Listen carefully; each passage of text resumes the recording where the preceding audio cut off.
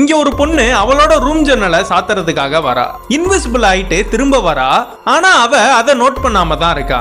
காலையில விடிஞ்சதும் பெட்ல இருந்து எழுந்திருக்கும் போது ஃபுல்லாவே இன்விசிபிளா மாறிடுறா. காலேஜுக்கு போறதுக்காக பாத்ரூம்ல போய் குளிக்க போறப்பதான் அந்த கண்ணாடியை பார்த்ததும் நம்ம இன்விசிபிளா மறைஞ்சிருக்கோன்னு இவளுக்கே தெரிய வருது. இவ பார்த்ததும் பயந்துட்டு கத்துறா. அப்ப அவளோட தங்கச்சி வந்து பாக்குறப்பதான் இங்க என்ன நடந்திருக்குன்னு புரிஞ்சுக்கிறா. ஆக்சுவலா இவளோட தங்கச்சி சயின்ஸ் ப்ராஜெக்டுக்காக முத நாள் ஒரு போர்ஷனை கிரியேட் பண்றா. இவ செஞ்சிட்டு இருக்கும் போது ஒரு பட்டாம்பூச்சி அந்த புகையில பட்டு மறைஞ்சு போயிடுது. ஆனா அது புகையை விட்டு வெளியில வந்தா அது நார்மல் ஆயிடுது.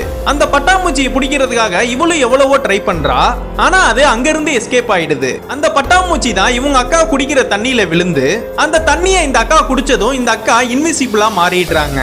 இவங்க தங்கச்சிக்கு நான் எங்க இருக்கேன்னு காட்டுறதுக்காக ஒரு ட்ரெஸ்ஸை போட்டு காட்டுறாங்க. பார்த்தா அந்த ட்ரெஸ்ஸுமே கொஞ்ச நேரத்துல இன்விசிபிளா மாறிடுது. வேற வழியே இல்லாம இவங்க ரெண்டு பேருமே காரை எடுத்துட்டு காலேஜுக்கு போறாங்க. இவங்க தங்கச்சிக்கு லைசென்ஸ் இல்லாதனால இவங்க அக்காவே காரை ஓட்டிட்டு போறா. இந்த கார் தன்னால போறத பார்த்ததும் ரோட்ல போற எல்லாருமே எப்படிறான்னு யோசிக்கிறாங்க. கிளைமாக்ஸ்ல இதுக்கான ஒரு மெடிசனை கண்டுபிடிச்சு அவங்க அக்காவை சரி பண்ணிடுறா.